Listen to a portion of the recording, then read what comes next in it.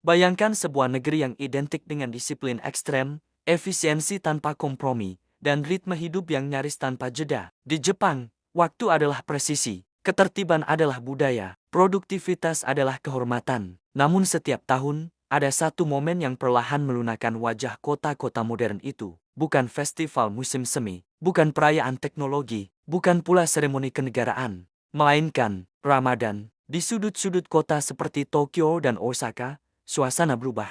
Aroma rempah menyeruak dari halaman masjid. Meja-meja panjang dipenuhi hidangan berwarna-warni. Tawa terdengar lepas. Orang-orang duduk berdampingan tanpa sekat. Yang menarik, kehangatan ini bukan tradisi asli Jepang. Ia dibawa oleh komunitas Muslim, khususnya diaspora Indonesia. Dan disinilah cerita ini menjadi jauh lebih besar dari sekadar buka puasa bersama. Fenomena ini bukan sekadar peristiwa komunitas kecil. Media lokal Jepang mulai meliput. Para jurnalis datang dengan satu pertanyaan sederhana namun mendalam.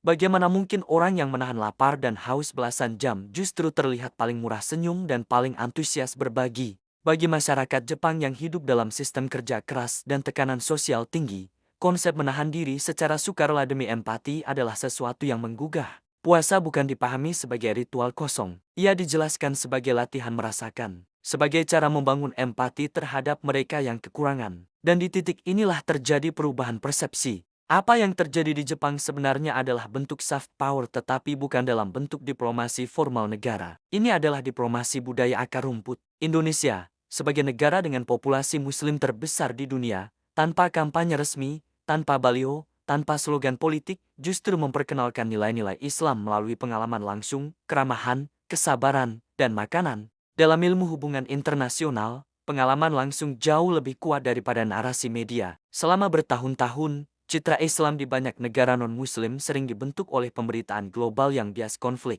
Namun di Jepang, masyarakat melihat Islam bukan dari layar televisi melainkan dari sepiring rendang dan sambutan hangat. Itu mengubah segalanya. Tradisi takjil gratis khas Nusantara menjadi magnet utama. Siapapun boleh datang, tidak ada syarat agama, tidak ada registrasi, tidak ada pertanyaan identitas. Warga lokal Jepang, turis dari Cina, Korea Selatan, Hong Kong, hingga pekerja migran Asia Tenggara duduk di satu meja. Ini bukan sekadar makan gratis. Ini adalah ruang sosial tanpa hierarki. Dalam masyarakat Jepang yang sangat menghargai batas sosial dan formalitas, ruang tanpa sekat seperti ini terasa unik, hangat, tidak kaku. Secara sosiologis, pengalaman ini menciptakan apa yang disebut sebagai contact hypothesis, teori bahwa interaksi langsung antar kelompok berbeda dapat mengurangi prasangka. Kenapa hidangan Indonesia selalu ramai? Meski menu berasal dari Uzbekistan, Malaysia, Bangladesh, hingga Sri Lanka, hidangan Indonesia hampir selalu menjadi primadona. Antrean panjang untuk sate dan rendang bukan sekadar karena rasa. Ia adalah pengalaman sensorik lengkap,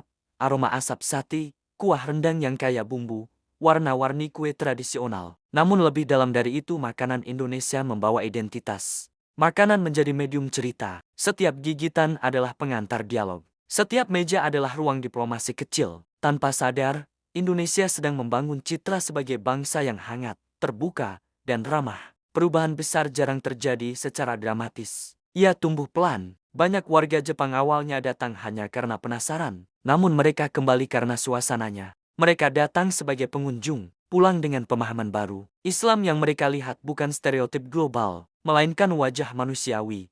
Keluarga, anak-anak belajar, ibu-ibu memasak, orang-orang tersenyum setelah seharian berpuasa. Inilah transformasi persepsi berbasis pengalaman. Jepang selama ini dikenal sebagai masyarakat yang homogen dan relatif tertutup terhadap imigrasi. Namun beberapa tahun terakhir, jumlah pekerja asing dan mahasiswa internasional meningkat. Ramadan menjadi salah satu ruang integrasi sosial paling efektif. Bukan lewat kebijakan negara, bukan lewat kampanye resmi, melainkan lewat meja makan. Ketika masyarakat lokal merasa nyaman, rasa takut berkurang. Ketika rasa takut berkurang, penerimaan tumbuh.